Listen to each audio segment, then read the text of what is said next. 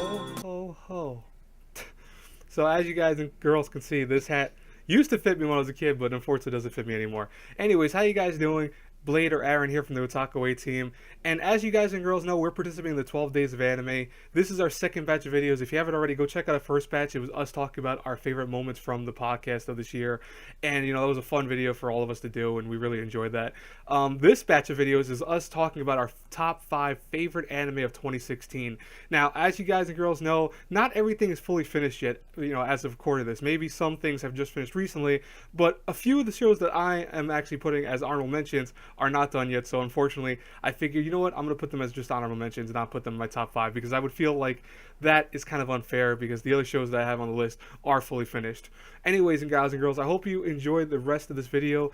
From here on out, you're not going to see my face. You're actually going to see a whole bunch of stills of the shows that I'm talking about with, of course, my audio in the background. Anyways, I will talk to you guys later. Have a great, great day. So for our first honorable mention, I'll be talking to March Comes Like a Lion, or Three Gatsu no Lion, which focuses on Rei, a young man who is playing shogi to kind of, I want to say, null his own sense of despair and kind of longing for essentially what he's missing in his life. He has a lot of issues in terms of his past being kind of a messed up thing, and even currently he's still trying to find himself. But so far, the show being halfway over, it's not fully finished, is really shaping up to be a really amazing show. I mean, just Rei's kind of narration, how he talks, and just how the emotions ride this show so well. It's one of those things that it definitely could be one of the contenders for, anime of the year, to be honest.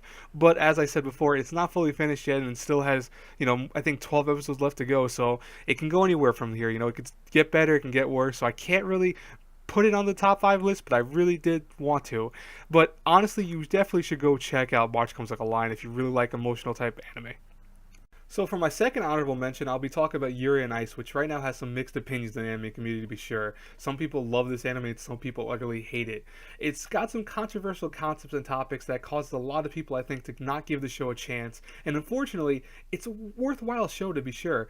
This is one of those shows that if you see past those kind of controversial concepts, you'll find something that's very rare in anime. And I think that, given that it has some beautiful animations and a very interesting story and a very rare concept, it is one of those better anime to be watching this season.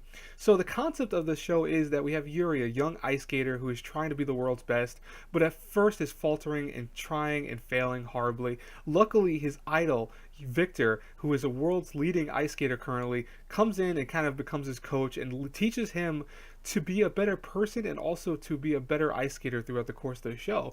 He will meet different people, he will face off against different people. It is definitely one of those shows that could have been the top 5 spots, to be sure, but unfortunately it's not fully finished yet, so I can't give it that top 5 spot.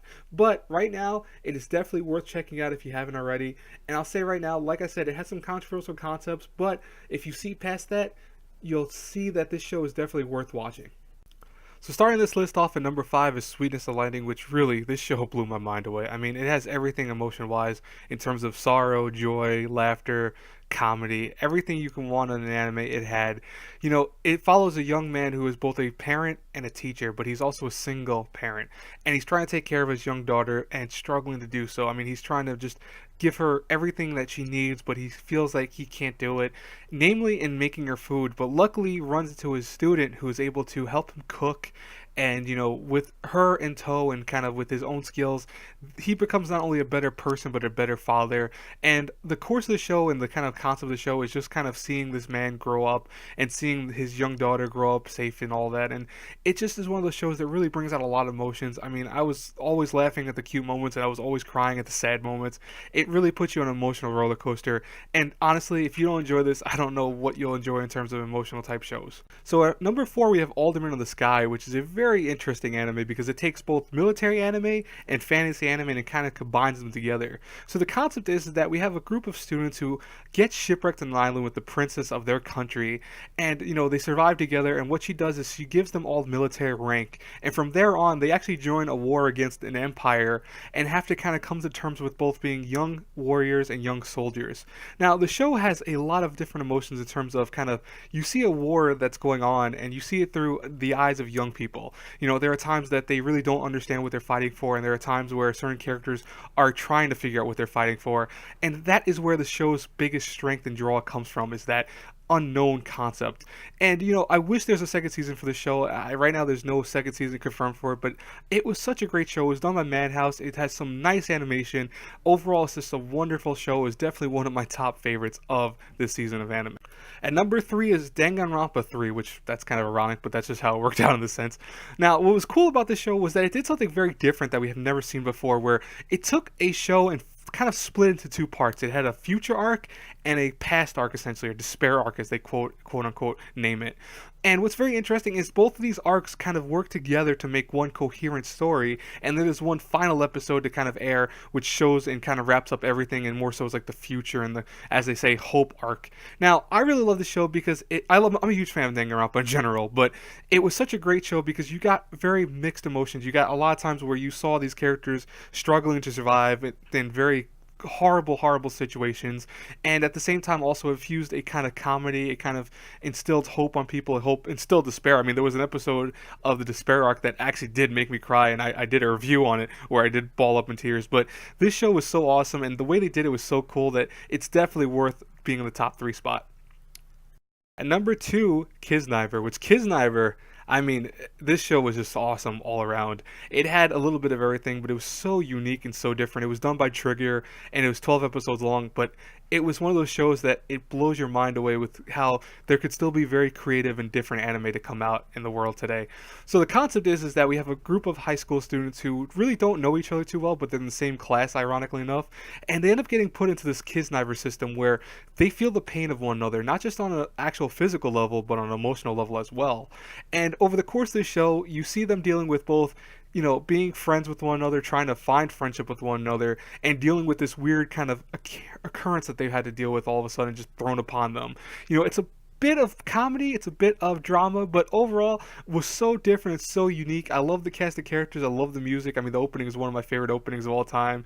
Definitely a show worth checking out if you haven't already. Kisniver was definitely number 1. Shouldn't be a surprise to anyone. ReZero, I mean, I love ReZero. I think a lot of people in the anime community love ReZero for good reasons. I mean, this show has everything in it. It has action, it has drama, it has fantasy, romance. It is essentially 30 different genres in one show. It is so awesome. I mean, the concept of main character Subaru, who ends up in a different strange world and has to keep dying and living and dying and living to kind of figure out how he's going to get through this kind of weird scenario that he's able to even come back to life in the first place after dying, and why he's here, and more so what he's going to do here, what's his purpose. These are all questions that I think people in the anime community have been talking about, trying to think of theories and kind of just rationalizing with one another. I mean, it brought together a lot of people in general in the anime community because ReZero was loved by a lot of people. It is one of the best anime of 2016, hands down. It's going to be one of the best anime for a while, for me at least.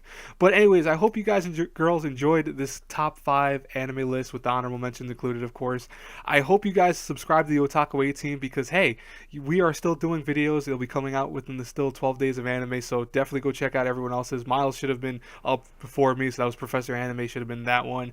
If you haven't already, check out the other videos we did for the last slew of videos.